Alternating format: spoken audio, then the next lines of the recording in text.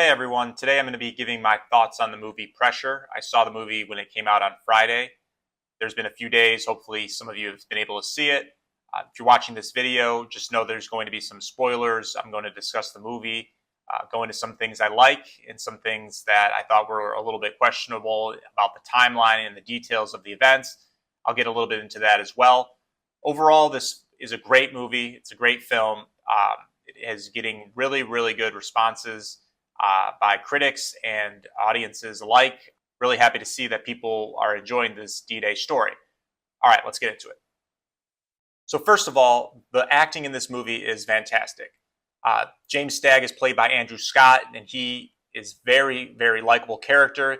He has his ups and downs in terms of temper tantrums, but also is very stern and shows a softer side at points as he grapples with this immense prediction that he is tasked with doing and finding out what the weather is going to be for D-Day.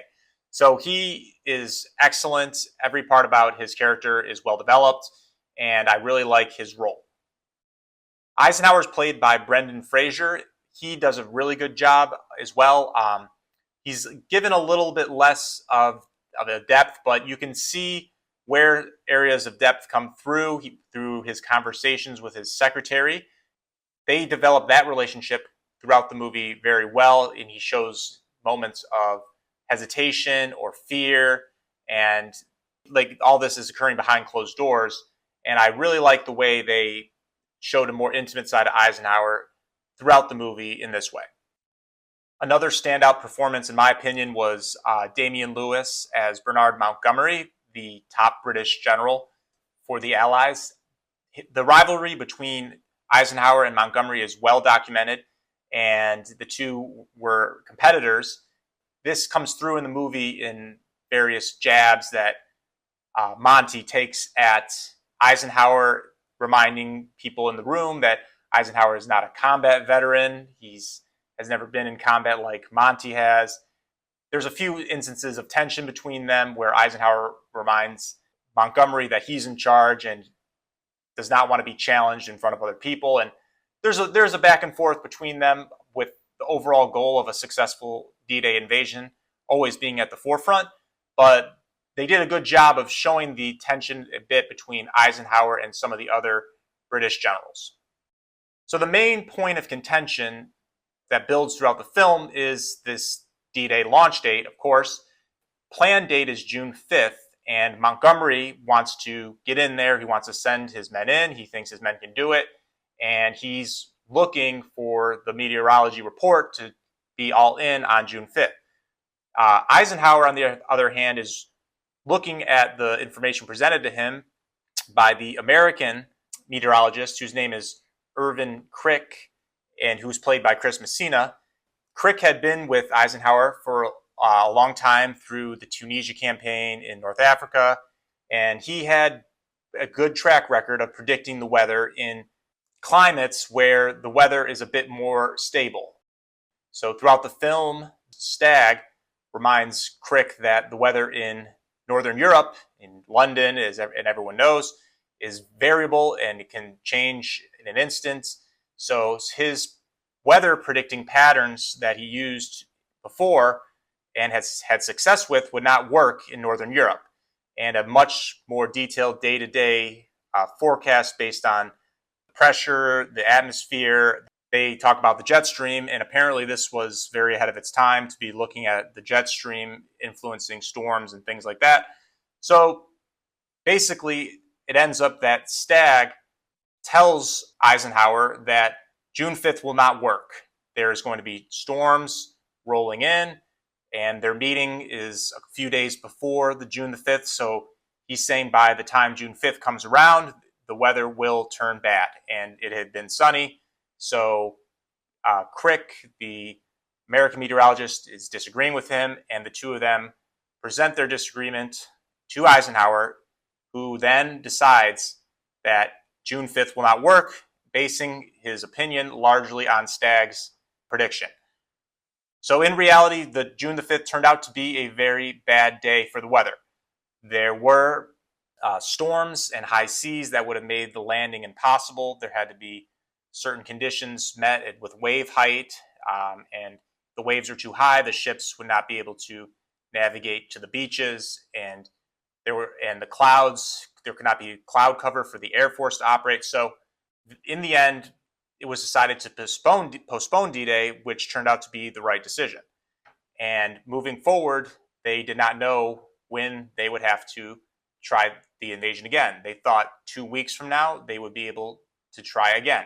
That's what Stagg predicted. Now, the problem is that with every passing week, the German defenses became stronger on the beaches. They were building up.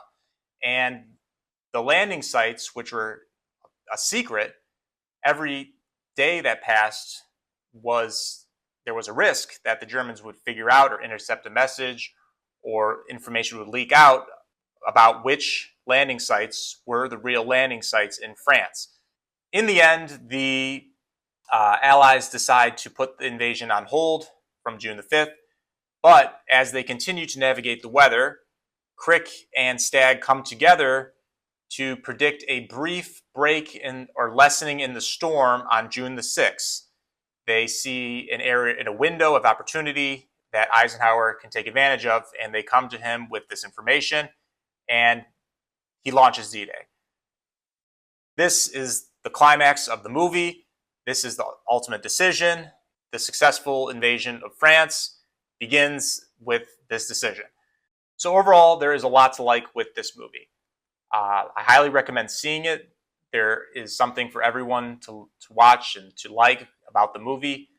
And I think that it really captures a moment in history that had not been explored in depth in this type of film before. So I really applaud the directors and the producers and the actors for taking on this challenge, and I think they did a great job with the movie. So I would rate this movie a solid 8 out of 10. Now, I almost forgot, there are questionable accuracy that I felt I had to bring up here. First and foremost, the introduction of James Stagg as a character in this movie occurs, I think it's June the 1st. He arrives at Southwick, London on that day, and he comes out of nowhere as a sort of weather genius who was recommended by Churchill, and he's an unknown, and he just arrives. Now, in reality, this is not true. He was working with Sheaffe since late 1943.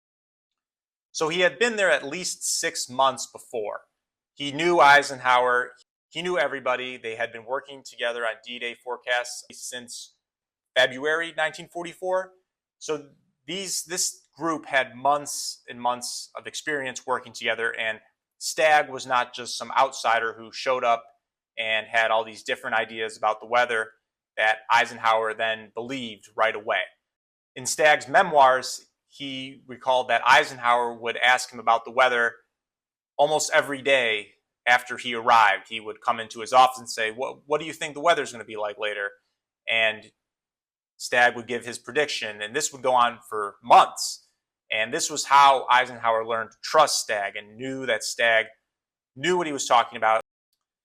The other big dramatization plot point is the fact that while Stagg is making his final D-Day predictions, his wife in the movie is giving birth to his child, and their hospital is bombed by a German bomb.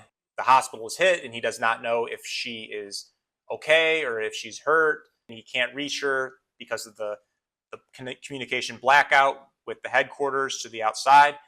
So that's an added tension and drama and emotional drama, but this is not true.